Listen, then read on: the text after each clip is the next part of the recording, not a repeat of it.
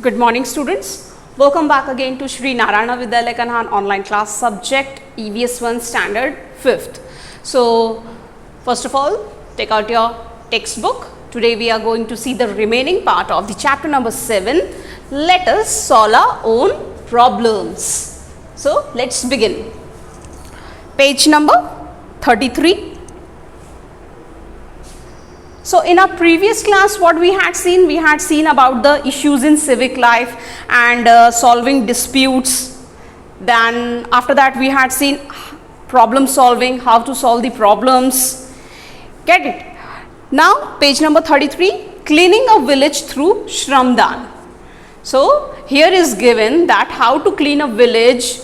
The people had cleaned their village by using the work that is called as the Shramdan. Okay. The people of Khudawadi village in Osmanabad district cleaned their village through Shramdan or voluntary contribution of labor. So, the people of Khudawadi village के जो लोग थे कौन से district में? उस्माना district में. So, they had cleaned their village. उन्होंने अपना गांव पूरा साफ किया. पूरे लोगों की मदद से उन्होंने खुद ये काम किया जिसे उन्होंने नाम दिया श्रमदान. श्रम मीन्स मेहनत. खुद की मेहनत से उन्होंने अपना गांव साफ किया सभी लोगों ने मिलकर. They decided that everyone should help in cleaning the village. उन्होंने डिसाइड किया that everyone will participate in this and should keep their village very clean. Okay. First the waste water was dealt with. तो सबसे पहले तो जो waste water था उससे deal किया गया कि कैसे उसे साफ़ करना है और किस तरीके से उसे मैनेज करना है. Now the garbage was used to make manure using vermi culture. फिर वहाँ जो गार्बेज पड़ा हुआ था उन्होंने डिसाइड किया कि कैसे इस गार्बेज को यूज़ करना है. तो उन्होंने उस गार्बेज को वर्मी कल्चर की सहायता से उसे मैन्योर में कन्वर्ट किया और उसे फार्मिंग में यूज़ किया. What do you mean by vermi culture? Vermi culture means conversion of garbage by earthworm. Okay, उससे खाद बनाया जाता था और फिर वो खेतों में यूज़ किया जाता था. और toilet was built in each house. हर घर में टॉयलेट बनवाया गया. तो इस तरीके से वहाँ के लोगों ने अपना गांव साफ किया. Sant Gadge Baba used kirtans to stress the importance of keeping the village clean. तो इस तरीके से संत गाडगे बाबा जो थे उन्होंने भी अपने कीर्तन की मदद से लोगों को इम्पोर्टेंस समझाया कि किस तरीके से आपको साफ सफाई रखनी चाहिए ताकि आपका विलेज क्लीन रहे. He told the people that we cannot make progress without cleanliness, education and self-reliance. उन्होंने लोगों को समझाया, लोगों को कहा कि हमारी ग्रोथ, हमारी सोसाइटी की ग्रोथ तब तक नहीं हो सकती जब तक हम साफ़ सफाई, अपने आसपास का वातावरण जो है साफ़ न रखें, या फिर हमारे अंदर जब तक एजुकेशन नहीं होगी हम ये चीज़ नहीं कर पाएंगे. तो इस तरीके से उन्होंने लोगों को एजुकेशन की इम्पोर्टेंस समझाई, क्लीनलीनेस की इम्पोर्टेंस समझाई and self reliance. Self reliance means using own efforts and abilities. खुद के एफर्ट से, खुद की एबिलिटी से ये काम करना. तो ये सब उन्होंने अपने कीर्तन के माध्यम से लोगों को समझाया और जागरूक किया. He showed people how to clean the village through his own action. और ना कि उन्होंने कीर्तन से समझाया बल्कि उन्होंने खुद करके दिखाया, खुद उन्होंने साफ सफाई करके दिखाई. राष्ट्रसंत Tukdoji Maharaj explained the importance of cleanliness through his ग्राम गीता. और इतना ही नहीं, राष्ट्रसंत तुकडोजी महाराज ने भी इम्पोर्टेंस समझाया, क्लीनलीनेस का इम्पोर्टेंस समझाया through his Gram Geeta. Gram Geeta it is the name of the book. उसमें क्या लिखा था? मिडोनी करावी ग्राम सफाई, नाली मोरी ठाई ठाई, हंसते परहस्ते साफ सर वही, सहू कड़े मार्ग. तो ये उसमें प्रोवर्ब था जिसके माध्यम से उन्होंने मीन्स क्लीनलीनेस का इम्पोर्टेंस समझाया. Here the picture is also given. You can see the picture of Sant Gadge Baba and Rashtrasant Tukdoji Maharaj. Okay. Newspapers carry several articles about Shramdan. Newspapers में जो articles आते हैं श्रमदान के कई सारे आते हैं, आपको उसे पढ़ना है. Collect these articles, discuss the things that can be achieve through it. आपको कलेक्ट करना है ऐसी इन्फॉर्मेशन और उससे क्या इन्फॉर्मेशन आपको मिलती है वो आपको डिस्कस करना है. Okay. Now can you tell, क्या आप बता सकते हैं, do you think that there should be a group of peace keepers in your school? Means क्या आपको लगता है कि आपके स्कूल में पीस कीपर्स का ग्रुप होना चाहिए? What you mean bye peace keepers? Means mediator. आपके क्लास में मॉनिटर्स होते होंगे, यस उनका काम क्या है कि क्लास को शांत रखना, कहीं अगर झगड़ा हो रहा है उसे शांत कराना, ठीक है। So that is the peace keepers. Means अच्छे से ग्रुप डिस्कशन करके कैसे किसी भी झगड़े को सुलझाना, वो वर्क होता है पीस कीपर्स का। Second, what criteria will you use to select this peace keepers?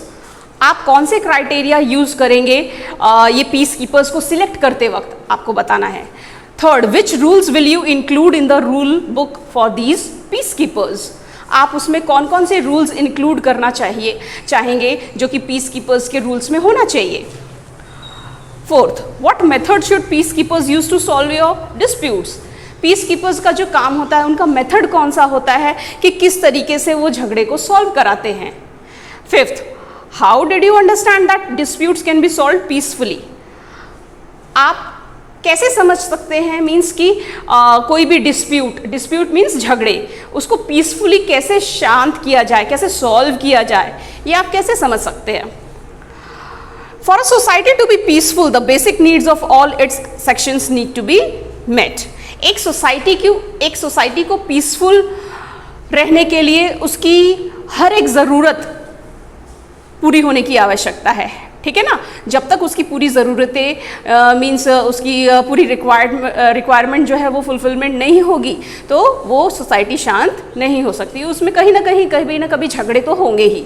तो एक पीसफुल सोसाइटी को शांति से रहने के लिए सबसे ज़रूरी क्या है कि उसकी पूरी रिक्वायरमेंट फुलफिल हो।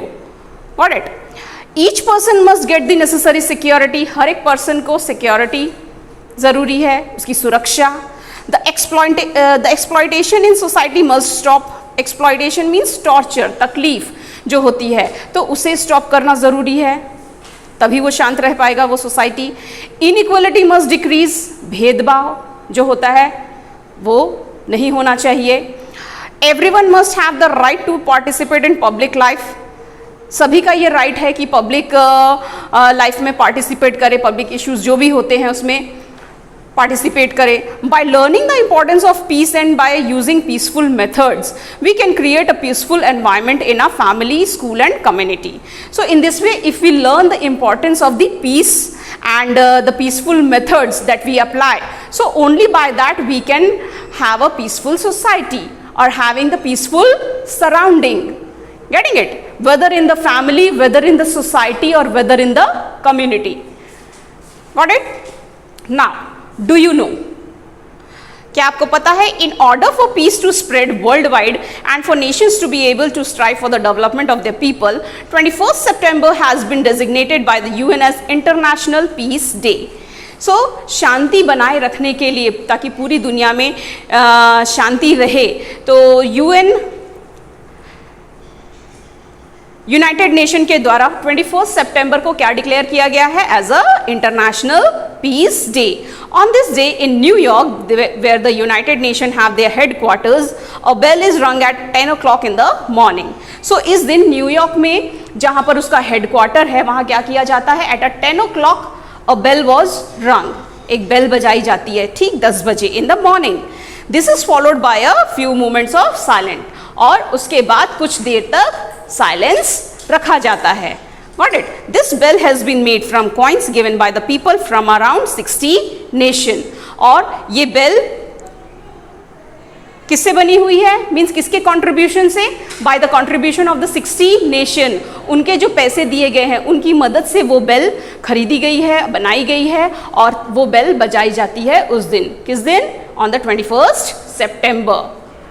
Okay, if you would like to know more about this visit the following website. इसके बारे में यदि आप और जानकारी चाहते हैं तो आप ये साइट विजिट कर सकते हैं, website that is given here. Got it?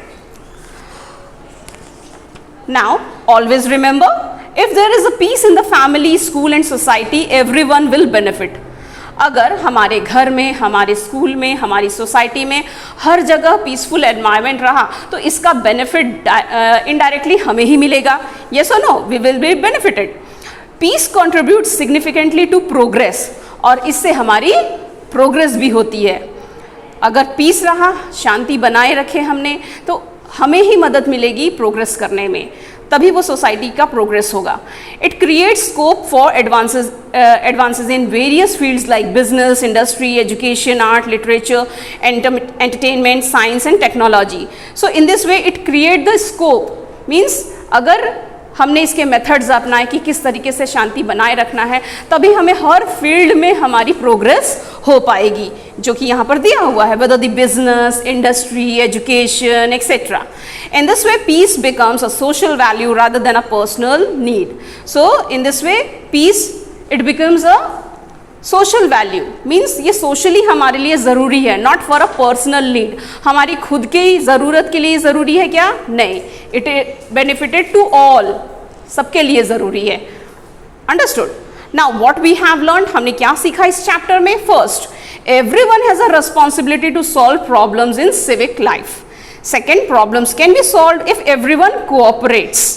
Third, dialogue and discussion can help solve disputes. Next, disputes can be solved peacefully. If there is a peace in the family, school and society, everyone benefits. Peace is a social value. Understood? So these are the points that we had seen in this lesson, and in this way today we had finished the explanation of the chapter number 7. Got it? I hope you had understood, and the exercise of this lesson we will see in our next class. Thank you.